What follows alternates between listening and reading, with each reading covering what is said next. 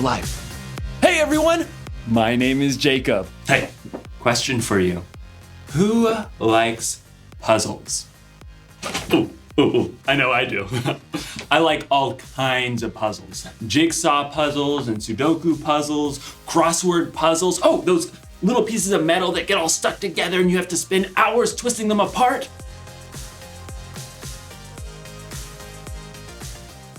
Yes! Woo! I love puzzles. Every single puzzle has a solution, no matter how challenging.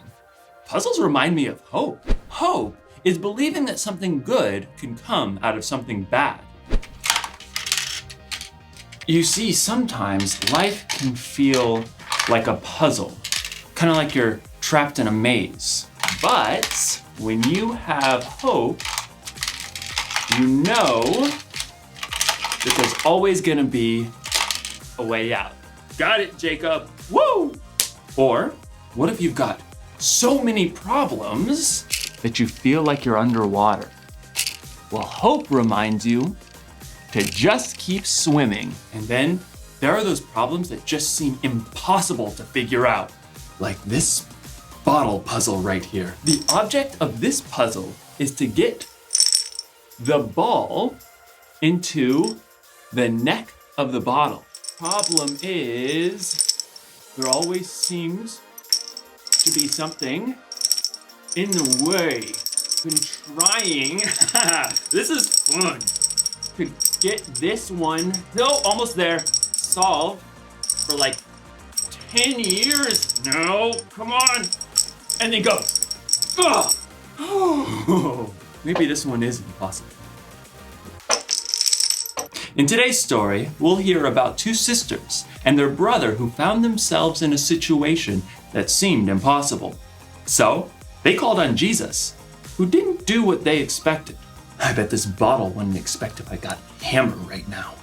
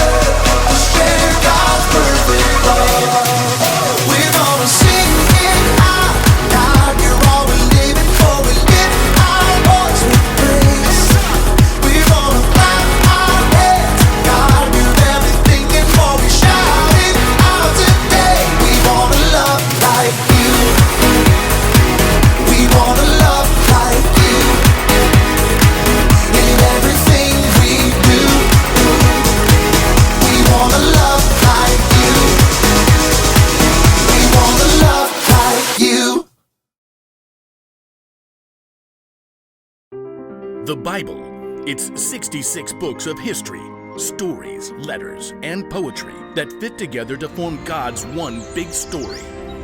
The epic adventure of how He created us and loves us so much that He made a way to rescue us. As we travel through the Bible, from Genesis to Revelation, we discover people who met God and found their lives changed forever. Now, for an amazing story, inspired by the book of John, chapter 11, verses 1 through 45. Though Jesus had no home of his own when he began to travel and teach, there were a few places that he frequently stayed at. One was the home of Mary, Martha, and Lazarus. Come in. We want to hear everything. Stay as long as you like. Mary, Martha, and Lazarus lived in the town of Bethany, just outside of Jerusalem. But the last time that Jesus had been in Jerusalem, it didn't end so well with the religious leaders. My sheep listen to my voice. My Father who has given them to me is greater than anyone. I and the Father are one. He just claimed to be God. What an evil thing to say. The leaders actually picked up stones, threatening to kill Jesus. Jesus knew this was not the time to confront them, so he and his friends left and crossed over the Jordan River. While they were gone, Lazarus became very sick. I just need to lie down. Oh, he's burning up. We need cool water.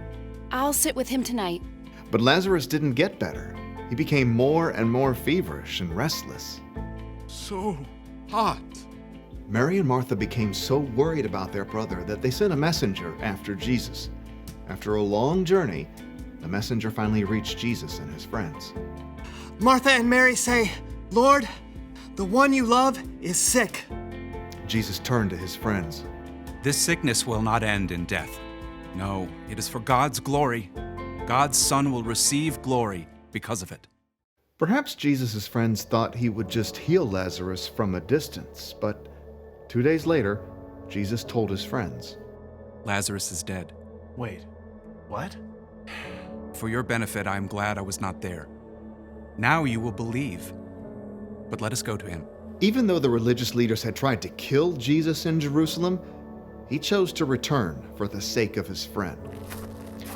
When Jesus and his friends at last neared Bethany, they were quickly spotted by the men and women who had come to comfort Lazarus' sisters. Martha, Mary, Jesus is here. If only he had come earlier. I have got some things to say to him. Martha leapt up and ran to meet Jesus outside the village. Lord, I wish you had been here. Then my brother would not have died. But I know that even now, God will give you anything you ask for. Your brother will rise again. I know. When people are raised from the dead on the last day. Martha, I am the resurrection and the life. Anyone who believes in me will live, even if they die. And whoever lives by believing in me will never die. Do you believe this? Yes. I believe you are the Messiah, the Son of God who is supposed to come. Jesus nodded and looked past her. Where is Mary? Martha raced back to get her sister. The teacher is here. He's asking for you.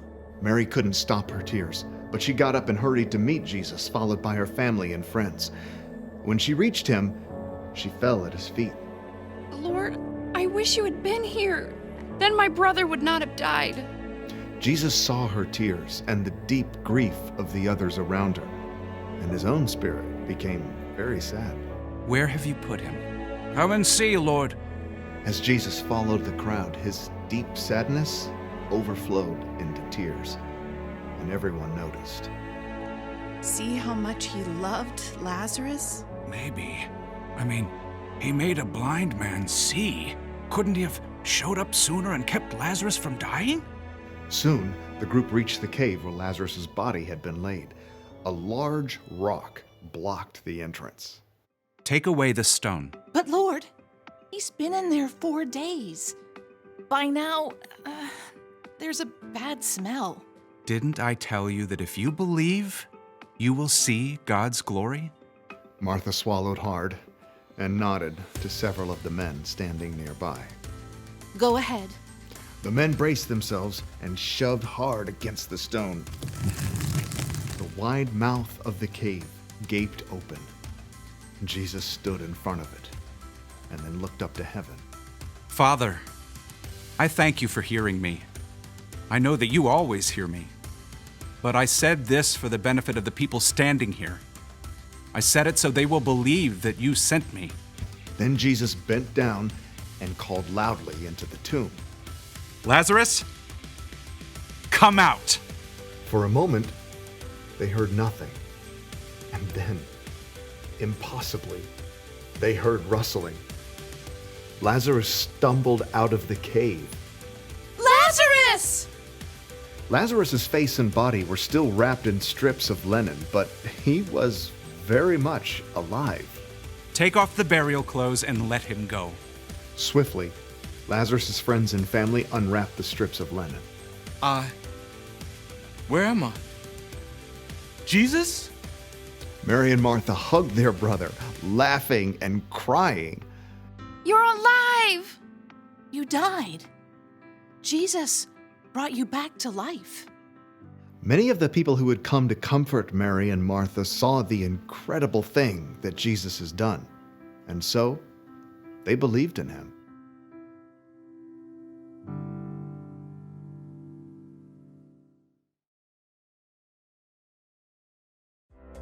Oh, okay. When Jesus found out that his friend Lazarus was dying, he said, "This sickness will not end in death." And he was right, wasn't he? When Lazarus died, it wasn't the end. After 4 days, God brought Lazarus back from the dead. Yes! Woo! And because of that, we can know just how powerful God is. God made something good come out of something bad. And you know what? God can still do that today. He may not bring someone back from the dead exactly, but when something bad happens to you or the world, God can help make something good come from it. When you're having a hard time with a subject in school, it may feel like a maze. But God can help you stick with it and learn from the experience. When you have problems at home or in your family, they can get so bad that you feel like you're underwater. But remember that a very powerful God is with you through whatever you're going through. For us, a problem may seem like it's impossible, but for God, the solution is simple.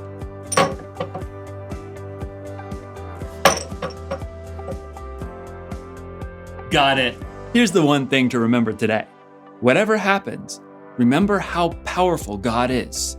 Whatever happens, God is so powerful, he can make good come from bad. You may not see or understand how God is working, but you've seen how God has worked in the past. So you know you can trust God no matter what. I guess I'll have to move on to a different puzzle now that I've solved this one. Oh my goodness!